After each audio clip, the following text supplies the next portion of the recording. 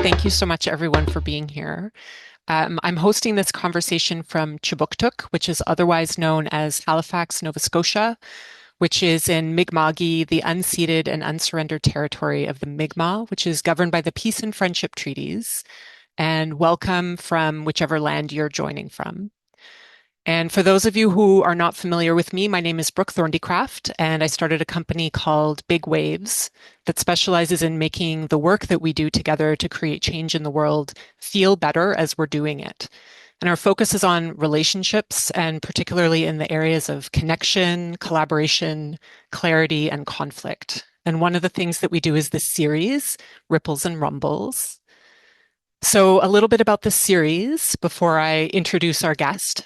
This series is about subversion, and the dictionary definition of subversion is to turn from below. And at Big Waves, we really yearn to turn things, the things that are getting in the way of collective liberation. And we think about subversion and we think about below as places that are hidden and unspoken, taken for granted, invisible, both inside ourselves and in our relationships. And last year, in the first round of Ripples and Rumbles, we talked about subverting leadership. And it led to us wanting to go even deeper and more to the root of things. And one of the explorations that we're most energized by is an exploration of knowing and not knowing and all of the realms related to that. What kinds of knowing are prioritized and reproduced? What kinds are ignored or silenced? And how are our efforts to transform affected by this? And so this is the third round in a 5-part series. And we started by setting the stage first with the story of knowledge as we understand it today. We spoke with an epistemologist. And then we considered less dominant forms of knowledge, such as outsiderness, edge work. We will be exploring disorientation and imagination. Today, we're going to be talking about sensual and embodied knowing.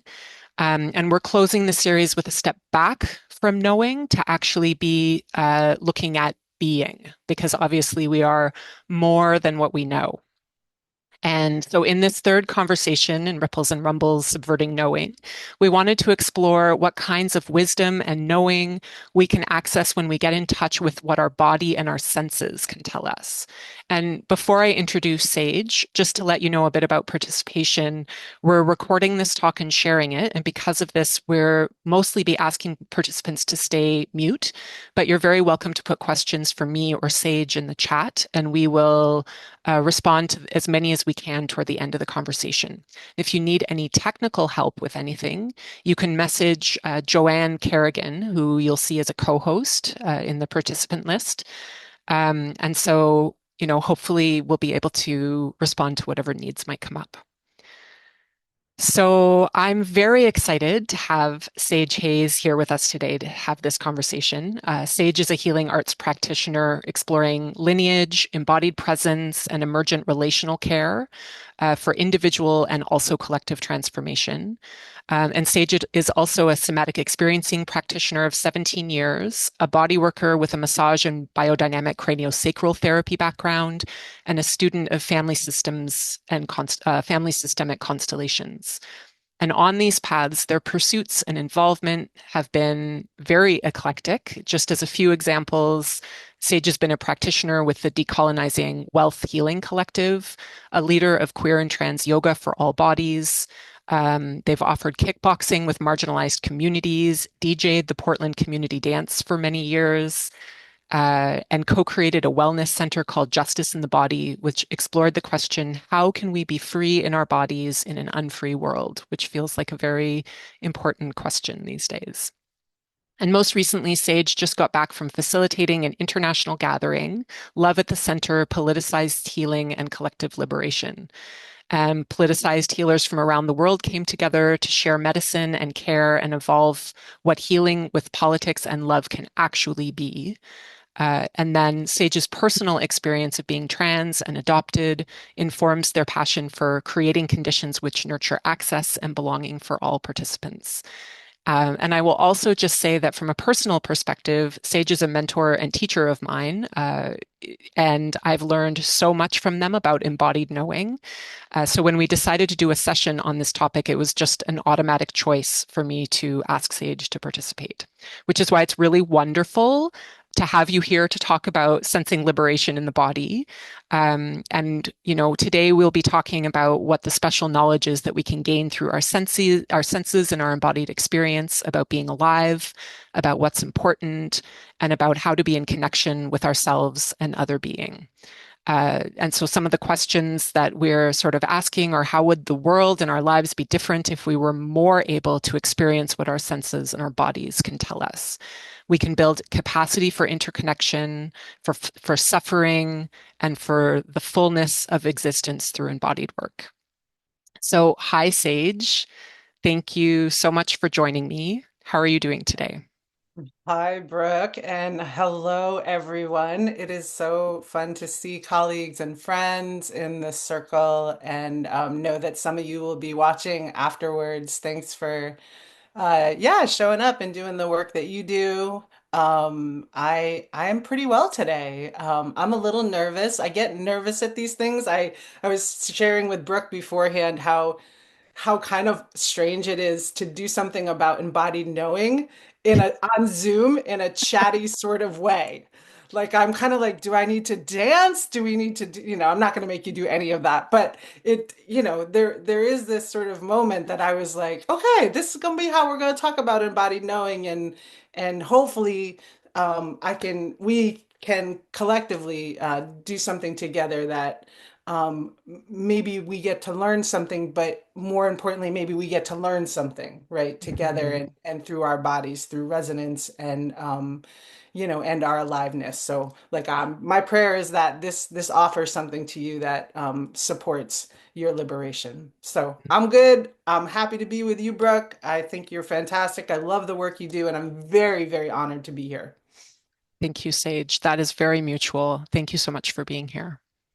Um, so, really hearing what you're saying around this piece of like, it's so weird. We're sitting here, in a Zoom room and we're talking about embodied knowing. And so, the invitation is as we're kind of going through some of these questions or this conversation to just kind of like, let's just let what needs to be here and whatever the embodied experience is, that's what's happening as well as the words that are coming up.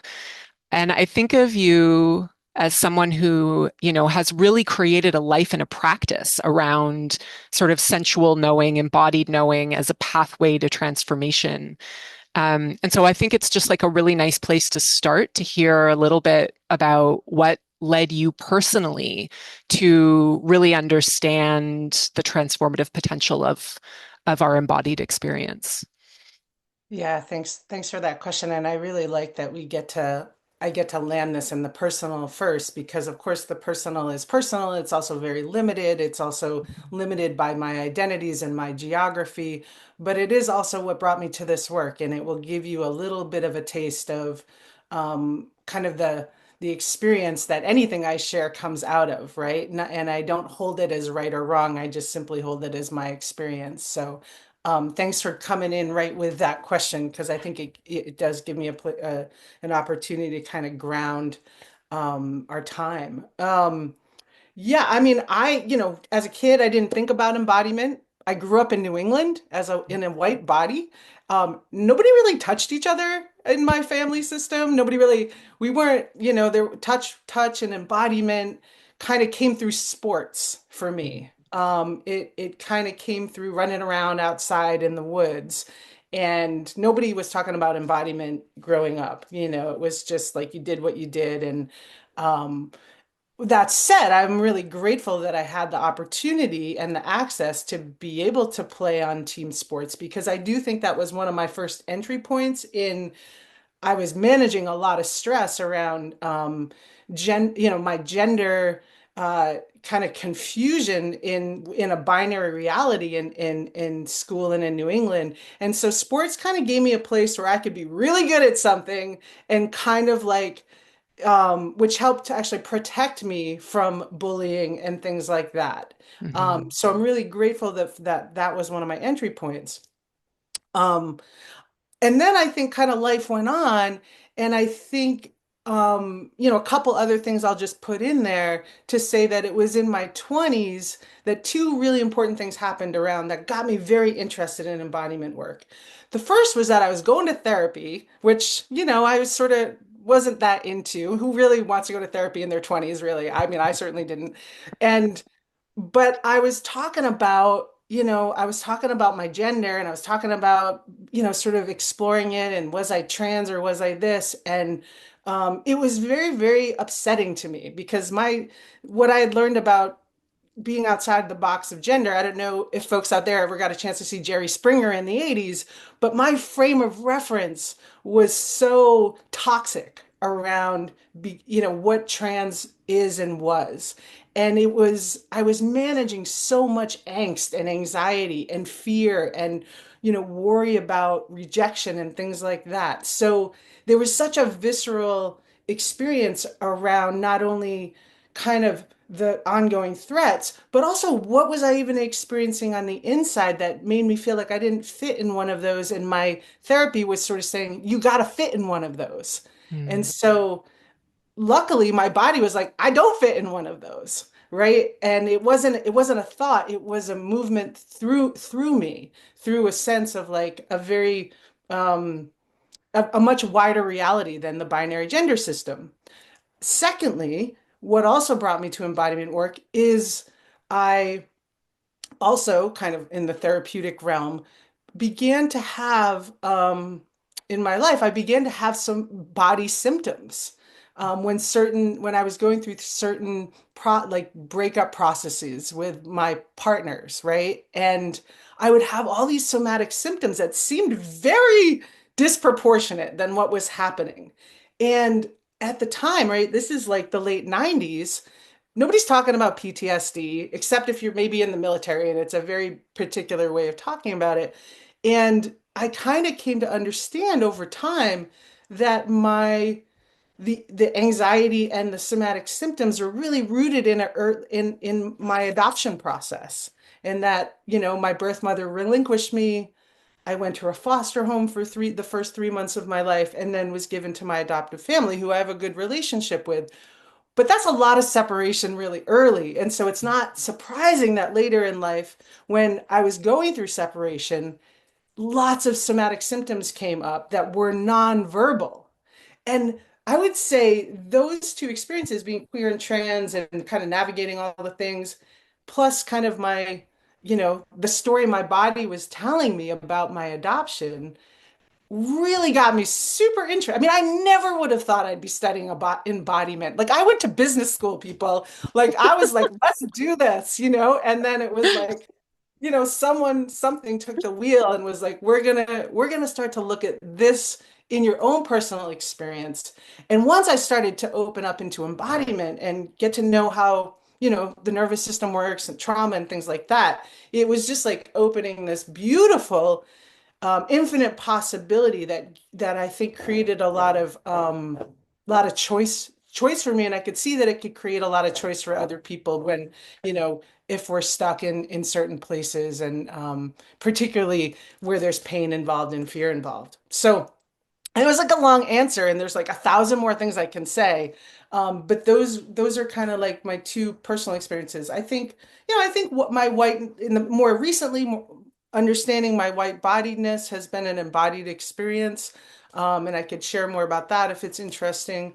And I would also say dance and movement really have been doorways for me around mhm, embodiment and what's possible. So mm. Thank you. Thank you for yeah. sharing that. And first of all, I just have to say I had no idea that you studied business. So Oh my that's God, what a I shift. sort of, it was like a coming out of, I can't believe I said it. Sort of like a coming out of the closet, to be honest.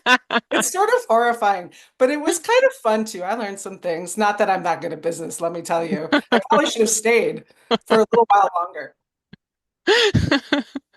But there's something else that you said that was really sort of struck by in the stories that you were telling, which is that you had these experiences and there was something about your embodied experience that, I mean, not everyone listens to their embodied experience, right? You have this message from your therapist and then your body is telling you something else. And you kind of just naturally followed that, right? Like your body was like, no, no, no, I don't actually fit in this binary, or, like there's something that I can learn from this distress that I'm feeling around the separation. And, that's really interesting to me, especially given that we're talking about what we can know through our bodies. And I'm wondering if there's like what else you might want to say about that in relation to like the things that we can know through our embodied experience that we think of embodiment a lot of the time, I think, in terms of healing, but there's also just this like wisdom and knowledge that comes, right? And so I'm wondering if you can say more about the kinds of knowing that we can access through our bodies that we can't maybe access as easily through thought and cognition and Yeah. Yeah. Well, I mean, it would be so cool if we had time to open up the circle and we each could go Mhm. around and share, like, hey, this has been my body has taught me this, or this is the wisdom that comes through my body, or this is where it really helped me with a turning point when I listened to where my feet wanted to go, or what my heart wanted to do, or my intuitive knowing. And, Mhm. I think the brain is part of the body, first of all, Yeah, right? Like the definitely. cognitive is part of a bigger experience of embodiment. And I kind of want to say that because I actually don't want to keep, I think the body is kind of where we all get to be non-binary, actually. Mm. I mean, if that's kind of fun to you, I want to invite you into this idea, right? Because I mean, being non-binary in gender is really fun, right? It's pretty Not like cool. another webinar to watch, right? Like that's not this webinar, but it's like it opens up possibilities, right? It sort of asks us to decondition a bunch around the internalized roles of a binary system. And I think that Western knowing and Western education are also kind of sort of organizing making our minds believe that knowledge itself is binary too, Mm. right? That some knowledge is more favored and some is less. It really biases academia. It biases a certain type of knowledge. And so it doesn't mean that some of that's not really interesting and stuff, right? It doesn't mean we need to throw it out, right? It's just that we have this whole other realm that we've just begun. I mean, I think if we could go back 100 generations, each of us, we'd probably know that our great ancestors were quite connected to their embodied experiences because there was more connection to rhythm and land and migrations and things like that. But I think in the now, and it's an interesting moment to open up into like all that the body can share with us right now, because for so many people, it's a contractive moment Yeah. politically on the planet. And also not only politically, but also in reality of how many wars there are and things like that. So I think, look, whether it's contractive or whether you're in a place where you can be expansive and feel open around paying attention, um, there's just a lot of wisdom underneath that is just what it is. It's just information that comes through a multiplicity of sensations and emotions and movements and gestures. And I always like to say, I work a lot with groups and one-on-one with people, and I always like to say, first there's the story we're telling, right? The ba ba ba ba ba, the blah blah blah blah blah, right? And then there's the story underneath the story. And if we begin to pay attention to our body and the bodies of the people around us that are talking, usually there's a whole bunch more information that is giving us an indication of what the understory is. And I think the understory is much more interesting and it's Mhm. packed so much more with soul and with lineage and with intelligence. And it often is giving us ongoing cues about what's ready to be paid attention to. Mhm. Anyways, I'm like really going off on the long answers, so feel free to No, no, get it's right in great. there. I know I'm actually just like contemplating what you're saying around this, like because especially what you were saying around the sort of contracting and the expansion. And, we tend to I think especially maybe in a not super, when we're not really going into depth in a sort of understanding of what embodiment needs or means. I think there's like maybe a tendency to prioritize the expansion, but that contraction is also like a super interesting place to explore and be a little bit. And I actually wanted to ask you, we're in this moment of just like, as you said, so much contraction politically in the world in terms of people's sense of safety, like just in so many ways. And there's a lot of there's a lot of strategies that our bodies do in those moments, right? And like some of those strategies are kind of like big activation strategies, which actually we were talking about earlier, because when Sage and I were checking in, I was mentioning that this is a high activation day. And so, just bringing that into the room, that there's some days where our bodies are telling us that there's like something to be tracking, there's something to be concerned about, right? And then there's other days or other times when there's this sort of feeling of needing to, again, in that contraction, sort of like check out or numb out or disconnect from what's happening.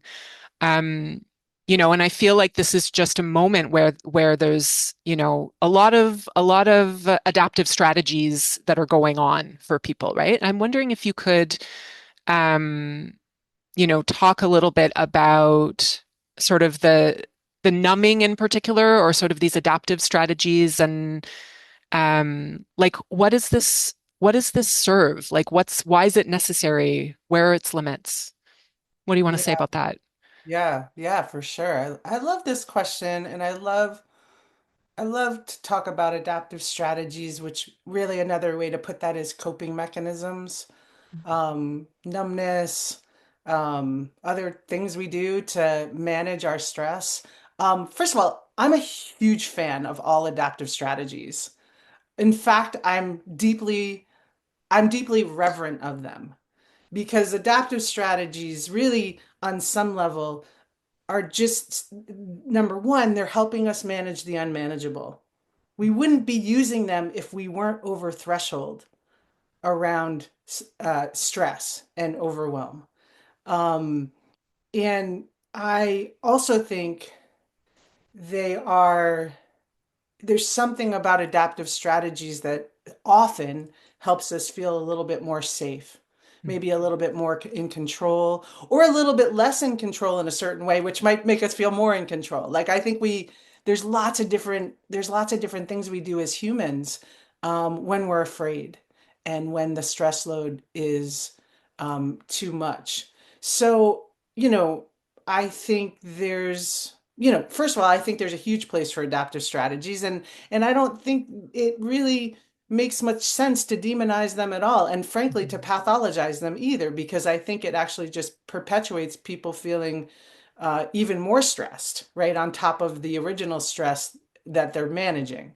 So, look, I'm kind of like, let's include them, right? Like, let's include the adaptive strategies, let them be here. you know, it doesn't mean they don't have cost, right? It doesn't mean that they don't discombobulate our lives in certain ways.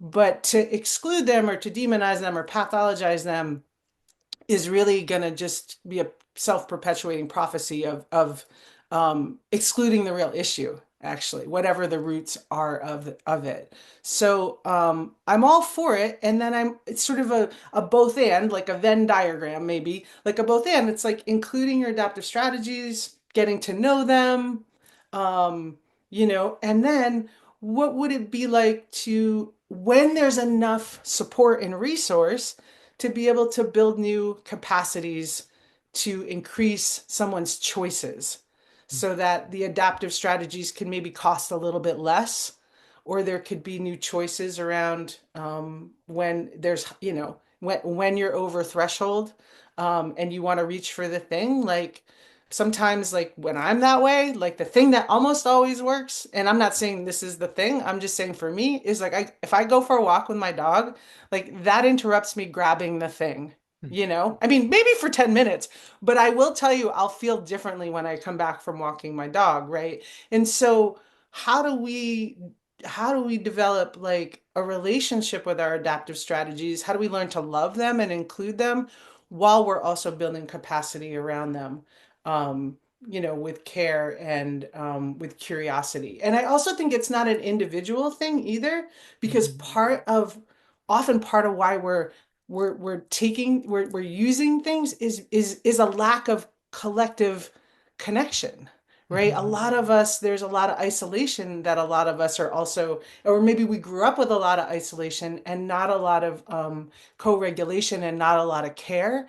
And so we might just keep, choosing the thing that doesn't have connection involved, because on some level we may not even know that's possible, Mhm. right? And so part of what we can do in community, right, it's sort of simple in a way, is ask each other how we're doing and really mean it. Right? We know that we can say, "How you doing?" And you sort of say, "Oh, doing good," right? And it's sort of like that's a sort of a silly question.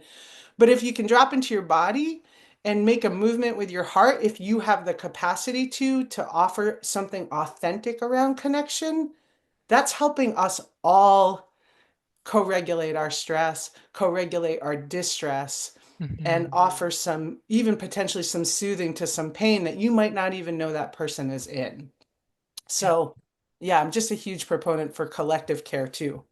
Yeah, absolutely. That actually is, I think for me personally, my personal path into um like I think actually I spent much of my life being quite unattached or like disconnected from my own embodied experience or my own embodied knowing, and also from a feeling of connection with other people. Like there was sort of a constant, kind of scanning for where the next threat was going to come from. And I think for me, one of the deepest learnings that has come from doing more embodied work and embodied practice and all of that is really around this piece of feeling and understanding and experiencing connection in a different kind of way, and interconnection, and both with other humans and with other living beings and with Earth and with like all sorts of like interconnectedness, basically. And that, I feel like that is something that I've only been able to access through embodied knowing.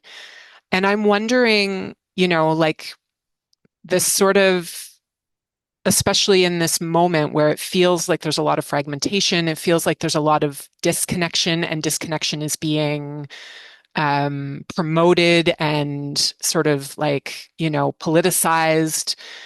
Um, and I also feel like there's this real potential for a lot of repair in the ability to find that connection and really understand not just sort of connection with people we know or like, but like a deeper understanding of interbeing and interconnection. Um, and I wonder, like, can you actually just speak to that? This question of sort of like the importance of that interconnection in terms of doing the repair and the healing, not just of ourselves, but of all these problems that we seem to be landing in or have been in for, many generations.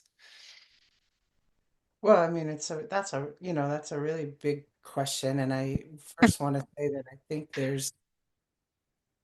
you know, there's an infinite number of ways to like lean into connection with self and toward healing and toward reconciliation and toward right, like and I think for those of us maybe who trend more toward knowing, Mhm. I want to suggest like looking at folks who have been living at the margins, looking at communities who have been oppressed for millennium or even in this current state, as far as, to look at practices for how people endure very difficult times, right? Mhm. Because this is not new. This moment is not new on some level. Of course, it is new because it is now, but we know that communities all over the world have been at edges of annihilation and genocide and denial for so long in a variety of different ways. And so I think if Number one, we're looking for like more tried and true practices, not in a co-opting sort of way, but in a deeply reverent, humble way of saying like, hey, this moment is really scary to me on the planet, right? And chances are there's a community that doesn't actually live so far from you that has lived through something like this or lived through something worse that probably that there's some guidance which so I don't know why I mean I mentioned that as a way to kind of like it's kind of like the embodied knowing of the community, the Mm, communities that we live in, that just because my neighbor doesn't know what to do either doesn't mean if I go out a little bit further that there's a lot of folks that have a lot of lessons and guidance right now. And I think we can look on podcasts and books, and a lot of it, folks are getting more access to platforms and books right now. So I think there's plenty there for mhm, guidance if we need guidance right now, right? Um, and then I think, personally, I think the thing that I want to say, and I don't think I'm about to answer your question, but I think the thing that's kind of coming through is, for those who are able, because your rent's paid and you have enough food, if you're uncomfortable right now or you're scared right now, what would it be like to spend more time sitting in it mhm, and building support around you so that you can go a little bit further into the suffering and into the fear, because I believe that is a big part of what this moment is inviting us into. Um, and I think we're used, at least here in the West and America, we're used to quick fixes. mhm, If we had just voted for this, if this person had won, everything was going to be okay. But that's not really true. If we really look at the wealth disparities and we look at the genocide in Gaza and what's happening between Russia and Ukraine, like it actually, the politically, like there's a lot of suffering both ways. And so I think this way that we're living with is giving us like a phenomenally extra opportunity to go deeper into ourselves and to go deeper with each other and to really, take the breath, get the rest, take the walks. I don't know, like I don't know what it is for you that's going to help you metabolize a little bit more of your fear, which is not just your fear, it is your grandmother's fear, it is your grandfather's fear, because somewhere back there, not too far, some of this happened to them too. And so that's compounded into this moment. So I can't kind of what's the word? I can't not underestimate, but like I can't underscore how I feel like this moment is a moment for space and care, and to not try to get into fixing, mhm, to not try to get into like, not that it's not advocacy, and we want to, we do want to do organizing, right? But I think simultaneously opening up space in ourselves to be able, like our body knows how to process these things. We just need to put ourselves in the right conditions. And what those conditions are for you are going to be different for me, right? When things move through, like maybe it's the bathtub, maybe it's the community, maybe it's the retreat, maybe it's the dog. Like, I don't know. It doesn't, like, that's your inner intelligence and your inner knowing. You have it, like I believe we all have an inner compass, and I've seen it a trillion times, that knows the next thing to do. And we don't need to know the next thing after that, right? Just what's the next thing? Ask your body, ask your feet, show me, right? mm, And wait, right? Because it's not gonna, if we're not used to connecting to that, it's not gonna come right away. Our body needs to know that, like, we're trustable, that we're serious about asking, and we're gonna stick around long enough to listen for the answer. And then we're gonna follow up on it. Because if we keep just saying, oh, well, I don't like that answer, our body's it's gonna say like, okay, I'm gonna sort of that the knowing and the intelligence is gonna, it's not going to keep flowing. So we have to cultivate that every day with practices that make sense for you. Anyways, mhm. blah, blah, blah. Lots to say about that. Yeah, no, and I kind of want you to go, I kind of want you to go deeper. And it's so funny, like I can feel it. So you can push back against this if you want, but you're kind of, you were saying, I don't know what it is for you. It's about following your own knowing and really like listening to your body and deep respect for that. And I agree with you. And I'm also aware that, this is a moment where the fear is, I think, over however long has been increasing and is, I think, becoming maybe in some ways harder for people to actually notice that there might be a bit of a wedge where where we might be able to sit with some of that fear and actually try to digest it and actually try to, fear and all the other things that come up around that, anger and, dissociation and all of it, and be able to actually be with that just a little bit more in a way that actually feels possible and not overwhelming. And of course, that's a bit of a like Mm. No, no, it comes with it's overwhelm. it's going to come with overwhelm. I know exactly. But like what how what might be the invitation as like a toe in the water, if that makes sense? If someone was sitting here listening to this and kind of being like, honestly, I don't even know how to identify where I can feel a little bit more of the fear or process a little bit more of it or any of those kinds of Mm. things, what might be a toe in the water? Yeah, I personally think a great toe in the water is to not do it alone. I Mm, think it's to find someone in your circle who maybe also wants to dip their toe in the water and you're willing to spend a half an hour together on the phone or on Zoom or take a walk. And you just say, you get 15 minutes, I get 15 minutes, right? And I'm gonna just listen, mhm, right? And let's start there so that there's not a, we're not trying to get somewhere. We're just trying to start with how are you doing? mhm. Maybe it's how are you doing and what are you noticing, Yeah, right? And maybe it's 5 minutes because maybe 15 minutes 15. is too much, right? And maybe it's 2 minutes, Yeah. you know. But I want to say like I sort of chose that because I think it's not a it's the less we can be alone, the better right now. Yeah. And I know that's not accessible to everybody, and so um, you know. I think the second thing I would say is just to build an altar in your house, and I don't even mean like a spiritual altar if it's spiritual, great, but put the things on it that make you feel, okay, safe, loved, or just that you like looking at, because it's a moment, right? It's a fear moment for so many of us where fear has us look at the threats. It's where we're wired to track the threats, right? And we're going to be doing that, and that's just part of this moment.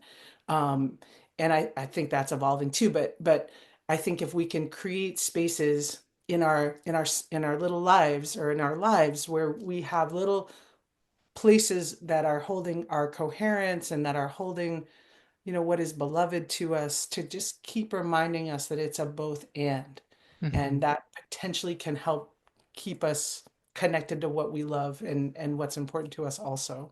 Right? Because mhm. it's not an either or. It's not like, it's a both and right now, and it's likely going to be messy. Yeah. Yeah. Thank you for that. Thank you for that modification. I appreciate that. Yeah. And actually, I was thinking, with what you were saying and that sort of recognition that not everyone has someone that they could do a phone call with. And I will just say that for me, and there have definitely been moments where it wasn't a human that helped me feel less alone, right? And so, just acknowledging that sometimes that's, a tree or for me, I live near water and it's often the ocean or, and so noticing also, I think the ways that um, nature and so many different kinds of practices can bring a sense of that connection as well.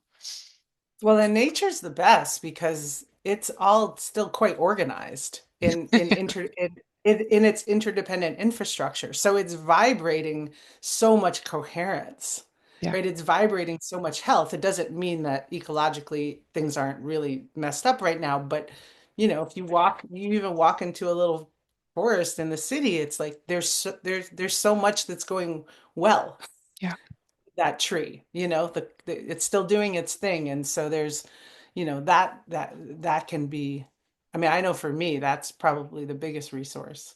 Yeah. My people are my second go-to. So it's funny that I say people. I'm talking to myself, okay? I'll just, let me be transparent. Nature is much easier for me.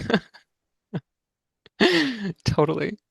And actually, just to have a little bit of a switch away from this, like talking about this deep moment of challenge that we're in. But like I'm wondering if you could also speak a little bit about what we can learn about wonder and what's sacred through our bodies.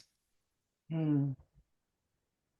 Yeah, I mean, I think wonder what is one of the great, is one of the great opportunities in being human. Wonder kind of takes the brakes off. Whether, like you kind of can't force or conjure wonder. I think it happens when it happens. It sort of feels connected to the word grace for Mm, me. And it's just like, I think, the more we can be open to it, and I think being open to it is a privilege because if we take the brakes off, it means that we feel safe enough to feel wonder. And not mhm, everybody gets that right now, right? So many folks don't get that opportunity right now to take the brakes off even a little bit out of protection. But I do think wonder can be found in micro moments. And I think it's one of the threads that reminds us of what's possible, and perhaps even can kind of feed a little bit of hopefulness, even though it can also feed like sadness because you're like, mhm, why don't I live in this all the time, right? Like the world is incredible, like the sky, the this, the that. Um, so I think it's good medicine if it's if it's something that's available to you, if it's something that's, I think it's good medicine. mhm, And the sacred, I don't have a lot to say about the sacred because in a way too much has been said about it, and I think the sacred is for each person to define and explore themselves. I know for me, um, you know, I don't know what to say. Like the sacred is just kind of like the unknowable and the mystery, and it plays a very fundamental role in my life. Um, and but I think it's a great, I guess I just think it's a great prompt if somebody resonates with it. Like, what is sacred to me? mhm, I think that's actually just kind of what I'd leave that there. mhm. What is sacred to me? Yeah. Thank you Yeah, for as that. defined by you, as Yeah. defined by anybody, because I think it's a powerful word, and I think it's a doorway prompt, right, Mhm, into something very important about whatever your experience is. Um, mhm. yeah, and Thank it's you. partially important because it feels so non-binary. I'm not trying to push the non-binariness, but I am because I think non-binariness is part of what busts supremacy wide open. Yeah. So yeah, Well, and the constriction is so often binary, yeah, right? right, yeah, yeah. So I want to just also invite if anyone uh, would like to ask a question, if there's anyone who's sort of sitting there wondering about something that Sage has shared, or just would really love to, sort of take this conversation in a slightly different direction, you're very welcome to drop a comment in the chat or a question. You can also put your hand up if you would prefer, just remembering that this is being recorded. And yeah, Deborah. Hello, Sage. It's so nice to see you here. We have a Facebook connection. Um, and I wanted to ask if you could speak more about the idea of the ability to connect to the body as a privilege. Um, and that goes far beyond the individual's healing journey. I think in the spiritual, not religious, pop spirituality space, there's an over focus on individuality, right? And so it's like, this is my healing journey and I need to get back into my body. I've been noodling on the metaphor of the divergent channels in traditional Chinese medicine. Um, And they are the deep channels that take the overflow when the body, mind, soul can't handle the trauma, the emotional overload, the annihilation, the excess, and it gets buried there. And I think it's an amazing metaphor for what can happen on the macro level too. That, if your community has in current time or, generations past had experiences of annihilation, it's like that those divergent channels become multi-generational, right? They get passed down. And the privilege of being able to, as an individual, then access the body is harder to access, right? So but I've not been in touch with the activism and the philosophizing that's been done in recent years about all of this. So can you talk about the privilege and how it applies to all of this? Yeah, thanks, Deborah. Really good to hear you. Really nice to meet you. Yeah, I mean, I think there's a couple of different. I love that divergent channels piece. I do think that's a really fantastic metaphor for things that get where there's so much overwhelm and things get kind of put in a different place. And what are the types of capacities that are necessary to be able to begin to tend to those places of intergenerational overflow, compounded trauma, right? And um, one of the ways I don't know anything for sure. That's for sure, but I'm pretty sure that if my life and my livelihood are chronically under threat, that I cannot, I don't have enough stability and capacity in my system to go over here to the divergent channels to start to work with them and metabolize them, right? If we think about healing and we think about having new choices, part of what it's going to require is to metabolize some of the, the backlog of personal experience, collective experience, familial experience. And so if I'm here, dealing with the day to day of survival, I don't get the choice to do that, right?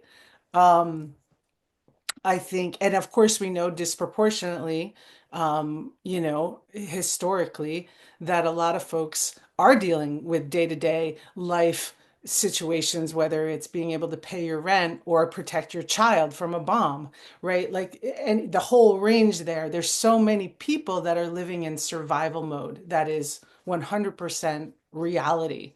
And so, so for folks like me, like that's not my reality in this moment. Sure, I have threat here and there from being trans, but I'm white-bodied. I live in New England. I live in an island. That's partially by design so I can stay away from people. But but but there's a lot of but the privilege of being able to have all that buffer, to be able to have that space, to be able to, and of course it's a class issue too around time, right? And bandwidth. Um, and I don't think, I wouldn't say, a lot of folks would say here, and access to really good mental health care. And I wouldn't necessarily say that, because I think there's lots of ways to do this work. That's not, that's definitely not about just mental health. I think, mental health, the Western mental health care system has a lot of, there's a lot of limitations there on really deeply metabolizing historical trauma because it's so depoliticized. So I think there's a lot of interesting ways through our inner knowing and through our collective inner knowing we can metabolize this. But at the same time, I also, last thought here is, I also don't want to throw it into a binary to say like, well, it's not possible then, for folks who have privilege and not, because I also think, again, people with the least amount often on the planet are doing the most metabolizing, with the least amount, because it's forcing a beautiful creativity, right? Not by choice necessarily, right? So there's cost there, but it does force an evolution of sorts. So, I don't want to throw it into the binary of privilege and not privilege. I think it's a piece of it. Yeah, Brooke, what would you say to that? Oh, yeah, I mean, it's a big question. I think, yeah, I mean, I agree with you. I think if what we're talking about is sort of what North Americans, sort of like white North Americans, think of as healing work, then there's definitely a huge privilege that comes with being able to access that. But honestly, like, I feel like the people that I have learned the most about in terms of, in relation to embodiment have not been coming from sort of a huge amount of privilege, but have actually just been building relationship, have actually just been, finding ways to survive that have involved recognizing that survival is more than just do I have enough food? Do I have a roof? That survival is also about how our spirit is doing, how our body is doing, how we feel in relationship to other beings. And I don't think that that is something that anyone has. That capacity is not something that to me fits into a binary of privilege and not privilege. Like it's really about um, how do I deeply understand my relationships and how I connect with the things that keep me safe, right? Even in the face of often very overwhelming danger. Yeah. There's something that just got popped in the chat. I've appreciated this whole conversation so much, but particularly the part about adaptive strategies. I've been in a prolonged state of shutdown, overwhelm, numbness, and feeling so judgmental toward myself about leaning on this old coping strategy. It helps to think about just letting it be and slowly moving back and forth feeling. So just appreciating yours and Sage's wisdom. Do you want to say anything to that? Awesome. That's so great. Right? Like our adaptive strategies belong too. Yeah, Right? If I'm going to use the word sacred, I'm going to use it here, yeah, right? I believe our adaptive strategies are actually quite sacred, right? They're the things that help us get through. They're the things that help us tolerate the intolerable. And if nothing else is sacred, that is sacred to me. Like yeah, they are lifesavers, right? Again, doesn't mean they don't have cost, right? That we want to acknowledge too. So I'm so glad that that feels right? Because often we do have so much shame about them, right? yeah, And we have so much shutdown around them, and and then society piles that on. And yeah, what if we just include them as really important parts of ourselves, yeah. right? And we keep building other parts around them that can actually help care for them too, right? So there's a lot of opportunity in that, They're and they're yeah. also so ingenious and so creative and like, like there's so many, it's like we figure out so many different ways to survive. And that's amazing. I'm sorry, Yeah, I think I kind of cut you off. no, we wouldn't be here without them. Yeah, So like a thank you, yeah, right? Doesn't mean again, like doesn't mean that like we don't die early because of them. I'm not trying to be all like Pollyanna around them, but maybe we get to live in a different way while we're here because of them, you know?